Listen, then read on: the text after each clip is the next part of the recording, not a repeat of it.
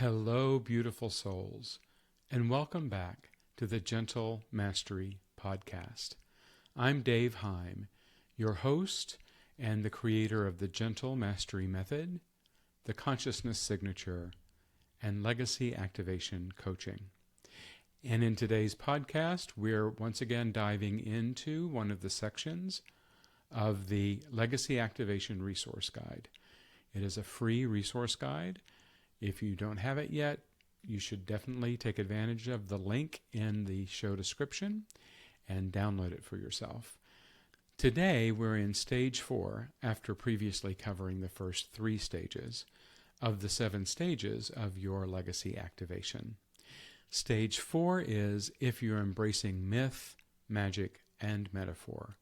So the way these podcasts go is I will be reading directly from the guide, and then I will be talking about the various resources and my various experiences going through this particular stage. Please listen to the previous podcasts regarding this, or watch them on YouTube if you're watching them on YouTube. And let's dive in. You know there's more to life than what you can measure, explain, or check off a list. You've outgrown the binary of right versus wrong, success versus failure. You're starting to see that life itself is symbolic, rich with pattern, synchronicity, and poetry. And something ancient inside you is stirring. The realization that your life isn't random. It's a myth unfolding. And folks, let me tell you, this stage of legacy activation is one of the most powerful. It is where true magic can begin when you allow it, when you give yourself the resources and the guidance to understand why suddenly your world seems to have expanded more than you would ever have expected it to. That's what we're talking about here. Back to the guide. This magical stage is where you stop seeing your challenges as mistakes and start recognizing them as initiations. You feel the pull towards something bigger than strategy or self-improvement. You want to understand your role in the history of humanity. You want to live your legacy as a transmission, not just an outcome. And in today's world, this is happening with more and more people. You'll find more people, both younger and older, ready to embody the myth and importance they're here for. I'll go back to the guide and keep reading now. You may find yourself saying things like, I feel like something sacred is trying to come through me, but I don't know what it is yet. I'm not just changing careers or goals, I'm changing stories. I want my life to be art, symbol, offering. I've played the hero, now I want to understand the archetype beneath the role. So that's what this stage is all about. This stage is all about accepting that you are here to play a much bigger role. You're beginning to recognize that your deepest wounds are the portals to your greatest gifts. That the patterns you keep repeating aren't flaws, they're invitations. That synchronicities aren't coincidences, they're conversation. That you're not just having a life, you're living a myth. Now this might sound very grandiose, and I understand that. But there have been heroes, regular human beings, people who we've all heard of, we all know about, who are simply regular human beings who stepped up to this mythological life that they knew that they were here for. This is you accepting who you truly are. And myth, magic, mythology, these resources that we're getting into in today's podcast are portals to you understanding how that works.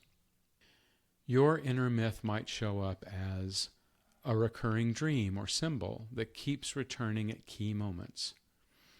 A lifelong fascination with a particular character, era, or archetype. A sense that you've always been preparing for something, though you couldn't name it. A persistent feeling that your story matters, even if you don't yet know why. So let's talk a little bit, reflect a little bit about stage 3, which is the previous week's podcast, where we talked about meaning and creating something greater. And if you'll remember, I talked about Emily Esfahani Smith's book, The Power of Meaning, where she identified the 4 pillars of meaning, which are belonging, purpose, storytelling, and transcendence. You can see now why I recommend that content, those resources, prior to this, because in the unfolding of your legacy, you'll first need to find out, where are you being called from? Are you being called from a sense of purpose? Are you being called from a sense of telling your story? Are you being called from a sense of belonging or creating community? Or are you being called from a sense of transcendence? You may feel a renewed pull toward the mystical, the metaphorical, the magical. You're reading poetry once more. You're watching the stars. You're listening, not just with your ears, but with your soul. That is the power of all great stories. That is the power of all meaningful things. That there are layers underneath what appears on the surface. This is true about you as well. There are layers underneath you. And this is part of how you can begin to unlayer yourself and step into the role and the power that you were born to live. This mythological moment is when you stop trying to fit in and start asking, who was I always meant to become?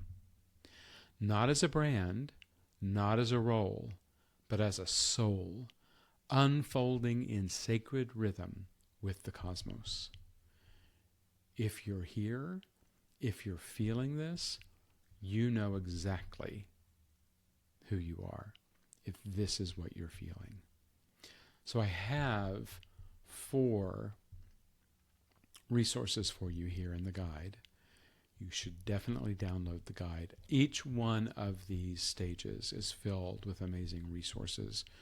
And I identify all 7 stages of legacy activation as happened to me.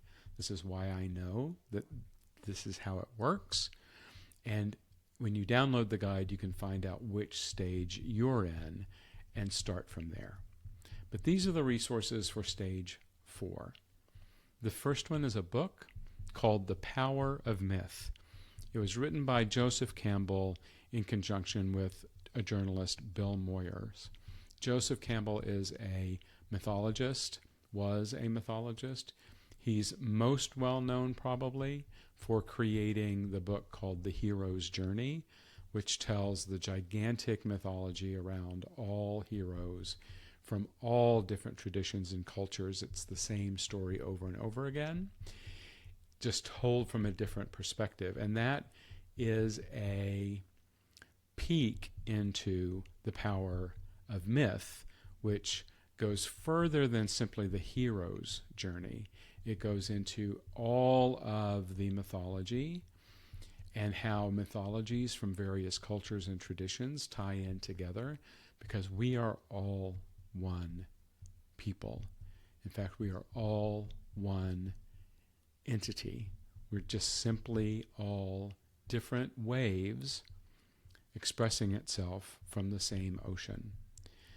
To find out so much more about that, look at these resources. Here's what I wrote about the power of myth in the resource guide. This book made me feel like I belonged in the human race. It connected my personal story to the timeless human story. You will recognize yourself over and over and over again in this small book. It's very, very powerful. The next resource is another book called The Hero and the Outlaw, written by Margaret Mark and Carol S. Pearson. I learned how archetypes influence everything from our choices to our brands. It helped me name the inner forces driving me. This book isn't for everyone because it is specifically geared towards marketing speak and how brands create strong bonds with their fans. And they do that through archetypes. But archetypes, which are throughout psychology since Carl Jung, and we talk about archetypes in many, many different ways in human design and the gene keys. The gene keys is all about archetypes. The I Ching, which is part of the basis of both human design and the gene keys, is an ancient Chinese text about the 64 universal archetypes.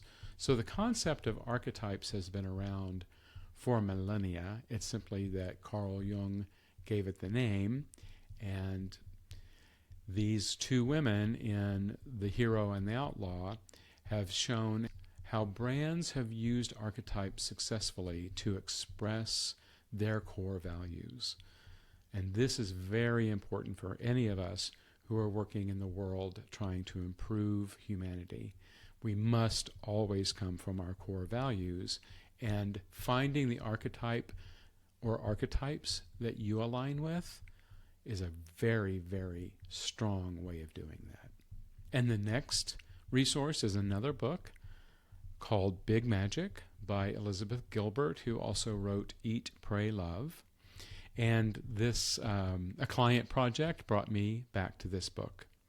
It's creativity through a 5D lens, ideas as living energies, and life as co-creation.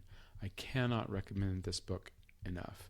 Even if you don't think of yourself as creative or imaginative, it does help you begin to see how life and all aspects of your life come to you for your benefit. Life is happening for you, not to you. So that's why one of the reasons why I recommend this book. The final resource in today's podcast is a gentle mastery video.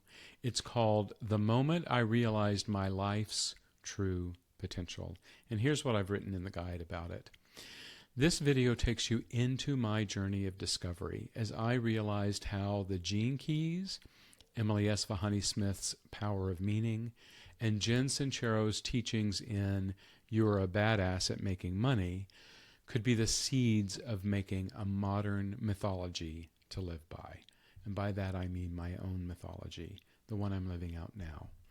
I reveal the moment when I understood how specific gene keys could help release limiting beliefs. The concept from the Power of Meaning aligned perfectly with Gene Key's wisdom. Jen Sincero's energetic teachings resonated with the Gene Keys approach. I recognized how these three frameworks complemented each other. The synthesis sparked the vision for what would become the Gentle Mastery Method. This isn't a how-to guide, but a glimpse into the personal revelation that changed my path and led me to develop a method that has allowed me to embody my unique mythology. This is a deeply personal and informative stage in legacy activation. You must download the resource guide and check into these resources. I also encourage you to comment, ask questions, let me know what it is you want to know. Next week, I'll be back with Stage 5.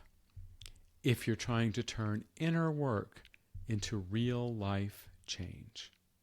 Until then, thank you again for joining me on the podcast. Peace.